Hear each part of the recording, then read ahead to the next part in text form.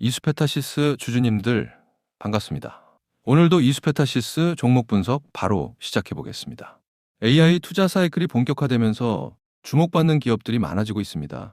그런데 엔비디아 같은 거대 반도체 회사들 뒤에서 조용히 수혜를 누리는 한국 기업이 있다는 걸 아세요? 이스페타시스입니다. 2025년 매출 1조 8,880억 원, 영업이익 2,047억 원으로 매출은 30%, 영업이익은 100% 이상 성장했어요. 동시에 배당까지 확대하고 있습니다. 오늘 이스페타시스가 왜 이 시점에서 주목받아야만 하는지 근거를 명확하게 말씀드리겠습니다. 이스페타시스가 올해 달성한 성장이 얼마나 이상한지 생각해 봅시다. 매출이 30% 증가한 것도 크지만 영업이익이 100% 성장했다는 게 핵심입니다. 같은 비율로 성장하지 않는다는 뜻이거든요. 이게 뭘 의미할까요? 고부가 상품의 비중이 늘어났다는 신호입니다.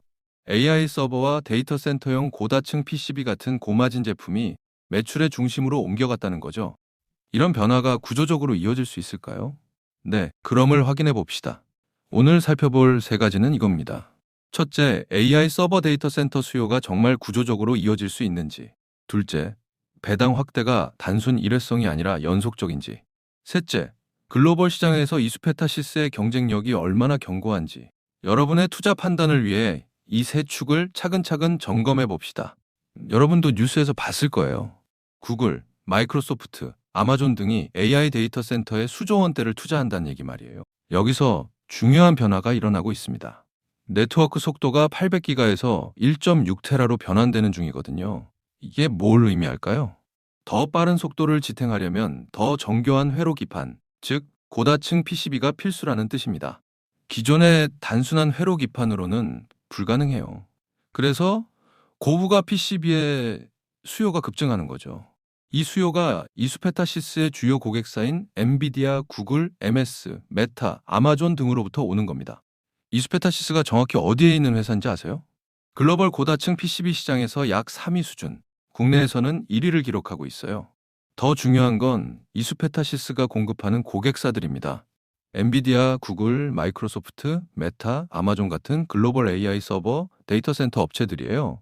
이들이 AI 데이터 센터를 구축할 때 고속 네트워크를 연결해주는 기판이 바로 이스페타시스의 PCB라는 뜻입니다.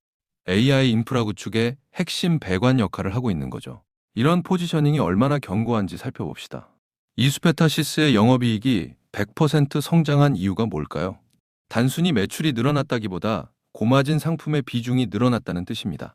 고다층 PCB는 일반 PCB보다 훨씬 높은 가격에 팔려요. 더 정교한 기술이 필요하고 수요 대비 공급이 부족하거든요. 빅테크 기업들이 AI 데이터 센터를 구축할 때 속도를 높이려다 보니 이런 고다층 PCB 수요가 급증한 거예요. 이스페타시스는 이 수요를 먼저 받게 된 회사입니다. 이 구조가 언제까지 이어질까요? 배당이 왜 중요한지 생각해 봅시다. 이스페타시스는 2024년 결산 배당으로 주당 150원을 배당했고 이게 전년 대비 50% 증가한 수치예요. 2026년에는 주당 230원을 배당하기로 결정했습니다. 배당이 계속 늘어난다는 뜻이거든요. 기업가치 제고 계획에서 현금 현물 배당까지 공시했으니 주주 환원에 대한 의지가 명확합니다. 이게 뭘 의미할까요? 회사의 현금 흐름이 충분하고 미래 성장에도 자신이 있다는 신호입니다. 배당을 늘리면서도 투자를 계속할 여력이 있다는 거죠. 여기서 눈여겨봐야 할 게 있어요. 이스페타시스가 국내 AI 반도체 가속기 회사들과 협력을 강화하고 있다는 겁니다. 리벨리온, 퓨리오사 AI 같은 회사들과 말이에요. 이게 뭘 의미할까요? AI 반도체 시장이 엔비디아만의 독점에서 벗어나고 있다는 신호입니다. 더 많은 회사가 AI 칩을 개발하고 이들 모두가 고다층 PCB를 필요로 한다는 뜻이에요. 이스페타시스는 글로벌 고객사뿐만 아니라 국내 고객사까지 확보하게 되는 거죠. 고부가 PCB 시장 점유율 확대가 가속화되는 구조입니다. 여기서 한 가지 더 짚어야 할 게 있어요. 고다층 PCB는 만들기가 굉장히 어렵습니다. 층을 많이 쌓을수록 각 층을 정확하게 연결해야 하고 불량률을 최소화해야 하거든요.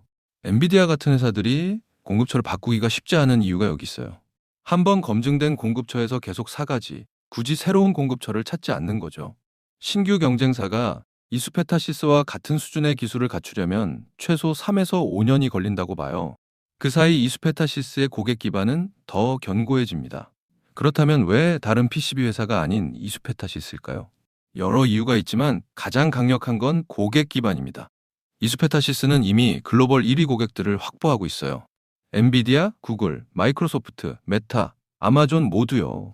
이들이 AI 인프라를 확대할수록 이수페타시스의 매출도 늘어나는 구조죠.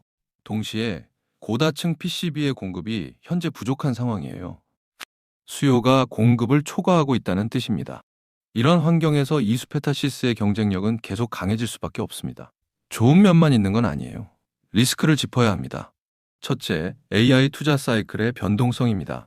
지금은 강세지만 경기가 급반전되면 빅테크 기업들도 데이터 센터 투자를 축소할 수 있거든요. 그럼 이수페타시스의 매출이 급감할 수 있겠네요? 그렇다면 지금 바로 팔아야 할까요? 절대 아닙니다. 왜냐하면 AI 데이터 센터 투자는 이미 3년 이상 계획된 상황이고 단기 경제 변수로 모두 취소되지는 않기 때문입니다. 게다가 이수페타시스는 이미 글로벌 1위 고객사들과 계약을 맺어놓은 상태라 안정성이 있습니다. 두 번째 리스크는 원가 상승입니다. PCB 제조에는 반도체 소재와 화학 재료가 필요한데 이들 가격이 오르면 이수페타시스의 마진이 압박받을 수 있거든요. 그럼에도 이수페타시스를 주목하는 이유가 뭘까요? 고다층 PCB는 가격 결정력이 강해요. 수요가 공급을 초과하는 시장에서는 가격을 인상할 수 있거든요. 원가가 상승해도 그 이상으로 가격을 올릴 수 있다는 뜻입니다. 실제로 2025년 영업이익이 100% 성장한 것도 이런 가격 결정력 때문이에요. 지금까지의 이야기를 정리하면요. 첫째, 이수페타시스는 AI 서버 데이터 센터용 고다층 PCB 수요 급증으로 매출이 30%, 영업이익은 100% 이상 성장했어요. 둘째, 배당이 연속 확대되면서 주주 가치를 극대화하고 있습니다. 셋째, 글로벌 및 국내 고객사와의 협력을 강화하며 점유율을 확대하고 있어요. 앞으로 이수페타시스에서 눈여겨봐야 할 변곡점은 뭘까요? 첫째, 분기별 실적과 가이던스입니다. AI 수요가 정말 지속되는지 신호가 나타날 거예요. 둘째, 글로벌 고객사들과의 신규 계약 공시입니다. 이게 나타나면 시장의 재평가가 본격화되는 지점이에요. 셋째, 배당 추가 증액 공시도 주목할 포인트입니다. 이게 나타나면 주주환원 정책이 실제로 현실화되고 있다는 뜻입니다. 오늘 이수페타시스에 대한 모멘텀과 리스크 측면은 이쯤에서 설명을 드리겠고요. 지금부터 굉장히 중요한 내용 하나만 말씀드리겠습니다. 여러분, 제가 지금부터 여러분들이 어디서도 들을 수 없는 엄청난 이야기 하나만 드려볼게요. 최근 삼성전자, SK하이닉스 많이 오른 거 다들 알고 계시죠? 시총 1위 삼성전자는 단기간에 무려 4배가 올랐고 20만 원 하던 SK하이닉스는 100만 원까지 무려 5배가 올랐습니다. 그런데 수많은 전문가들은 아직도 더 상승이 가능하다고 말합니다. 일단 많은 분들이 HBM 때문에 오른 거 아니야? 아직 더 오를 게 있어? 여기서 하나만 확실히 말씀드릴게요. 이 HBM 때문에 올랐다는 말, 반은 맞고 반은 틀렸습니다. 진짜는 아직 시작도 안 했어요. 지금 시장이 주목하는 건 HBM 그 너머에 있습니다. 지금 삼성이 수조 원대 자금을 쏟아붓고 있는 기술, 아마 들어보셨을 겁니다. 바로 유리기판입니다. 그리고 지금 시장에 알려지지 않은 어떤 한 기업이 유리기판의 게임 체인저로 조용히 떠오르고 있습니다. 이미 삼성의 막대한 자본이 이 기업으로 흘러들어가고 있고 AI, 반도체, 2차 전지까지 세 가지 테마가 동시에 엮여 있습니다. 최근 시장만 봐도 테마가 너무 빠르게 바뀌잖아요. 그런데 이 종목은 세 가지 테마가 동시에 묶여 있어서 꾸준한 상승이 가능하다는 겁니다. 그리고 지금 시점에서 가장 중요한 질문 하나 드려볼게요. 여러분, 지금 엔비디아, 인텔, 구글의 가장 큰 고민이 뭔지 아세요? AI 성능은 하루가 다르게 진화하고 있는데 문제는 그만큼 열도 어마어마하게 뿜어낸다는 겁니다.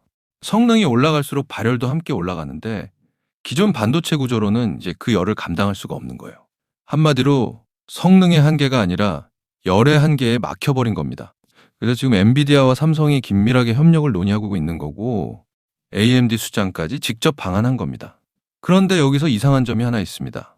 삼성이 세계 최고 실력이라고 자부하는 이 기업의 주가는 아직 바닥입니다. 왜일까요? 세력들은 절대로 아무 때나 주가를 올리지 않습니다. 항상 남들보다 먼저 오랜 시간 매집을 하고 그 다음 재료가 시장에서 부각되기 시작할 때 그때부터 본격적인 상승세를 보여준 겁니다. 그런데 이 종목 같은 경우에는 유리기판이라는 초강력 재료를 가지고 있고 삼성의 거대 자금이 빠르게 들어가고 있기 때문에 한 번 움직임이 시작하면 절대 이 가격대엔 못 산다는 겁니다. 그리고 소름 돋는 게 하나 더 있습니다. 제가 작년에 추천드렸던 원익홀딩스 기억하시죠? 똑같이 바닥권에서 횡보하며 장기 매집이 시작됐고 거래량이 본격적으로 튀어오르기 시작하더니 무려 8배 넘는 상승이 나왔습니다. 그런데 이 종목도 보면 어떻습니까? 바닥권에서 횡보하며 오랜 시간 매집이 진행됐고 거래량이 중간중간 강하게 튀어올랐습니다. 그렇다는 건 이 종목도 원익홀딩스만큼 상승이 나올 수 있다는 의미이고 거래량 볼륨이 원익홀딩스보다 더 크기 때문에 그 이상의 상승이 나올 수밖에 없다는 겁니다. 그리고 수급도 한번 보세요.